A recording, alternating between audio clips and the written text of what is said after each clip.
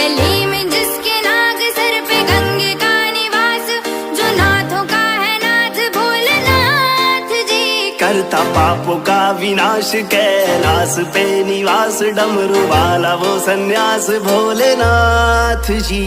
जो फिरता मारा मारा उस यूं ही नहीं मशहूर शिवरात्रि की कहानी हो गई। वो महलों में रहने वाली रानी कैलाशवासी की दीवानी हो गई। कहते हैं ये दीवानी मस्तानी हो गई।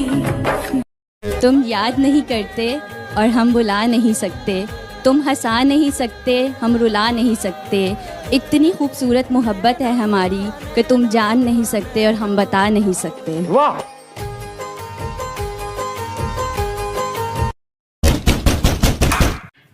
कौन है भाई? मैं चुड़ैल हूँ, मैं तुझे लेने आई हूँ। चल तू पहले अंदर आ, बैठ के बात करते हैं। आ जा, आ जा। ये कैसा इंसान है ये तो मुझसे डर ही नहीं रहा है।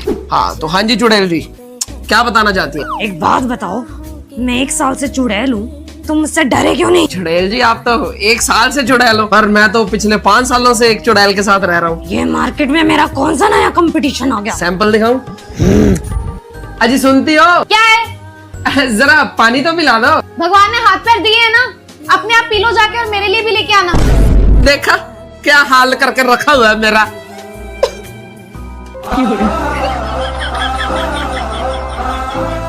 ये लो पानी। Thank you. मेरे लिए तो ले ही आई, अपनी दीदी को भी पिलाया ना जाके। तू जा, मेरे को डर लगता है। आजा बैठ के अपन दोनों रोते हैं, आजा। दोस्तों, 2 लड़के लड़की शादी करना चाहते थे, लेकिन लड़की का बाप चाहता था कि शादी ना हो, इसलिए उसने लड़के के सामने एक शर्त रखा कि अगर बारात में कोई भी बूढ़ा आदमी आया तो शादी नहीं होगी। लड़के ने मजबूरी में शर्त मान ली। जब बारात लड़की के घर जाने के लिए निकलने वाली थी, तभी लड़के के नाना ने कहा मैं भी जाऊंगा बारात। लोगों ने समझाया कि अगर आप गए तो शादी नहीं होगी। नाना बोले चाहे कुछ भी हो लेकिन मैं जाऊंगा। लोगों ने फैसला किया कि बूढ़े नाना को डिग्गी में बैठा लो, लेकिन उन्हें बाहर मत निकालना। नाना को डिग्गी में डाल दिया गया। जब बारात पहुंची तो लड़की के बाप ने फिर से टांग अड़ा दी और लड़के से कहा शादी तभी होगी जब तुम पास के इस तालाब से पानी की जगह दूध बहवा दो। बारातियों ने कहा यह तो पॉसिबल नहीं है। बारात वापस आने लगी, तभी नाना ने डिग्गी से आवाज लगाई, बस इतनी सी बात के लिए तुम सब वापस जा रहे हो? जाओ जाकर लड़की के बाप से कह दो कि हमने दूध का इंतजाम कर लिया है, आप तालाब का पानी खाली करा दो। दोस्तों, समंदर के किनारे एक पेड़ था जिस पर एक चिड़िया घोंसला बनाई थी। एक दिन हवा चली तो चिड़िया का बच्चा समंदर में गिर गया। चिड़िया बच्चे को निकालने लगी तो लड़खड़ा गई। उसने समंदर से कहा अपनी लहरों से मेरा बच्चा बाहर फेंक दे। समंदर ने ऐसा नहीं किया। चिड़िया बोली देख मैं तेरा सारा पानी पी लूंगी और तुझे रेगिस्तान बना दूंगी। समंदर बोला चिड़िया मैं चाहूँ तो सारी दुनिया को खत्म कर दूं, तू मेरा क्या बिगाड़ सकती है? चिड़िया बोली फिर तू देख। यह कहकर उसने समंदर से पानी का एक बूंद भरा और उड़कर पेड़ पर बैठ गई। फिर आई बूंद भरा और पेड़ पर जा बैठी। उसने ऐसा 40-50 बार ही किया तो समंदर घबरा गया। समंदर ने एक जोर की लहर मारी और चिड़िया के बच्चे को बाहर फेंक दिया। पेड़ जो यह सब देख रहा था समंदर से कहा तू पल भर में दुनिया नष्ट कर सकता है। एक चिड़िया से डर गया। समंदर बोला मैं तुझे एक पल में उखाड़ सकता हूँ। भला मैं चिड़िया से डरूंगा? ऐसा नहीं है। दरअसल मैं तो एक माँ से डरा हूँ, माँ के जज्बे से डरा हूँ। माँ के सामने तो अर्श हिल जाता है तो मेरी क्या मजाल।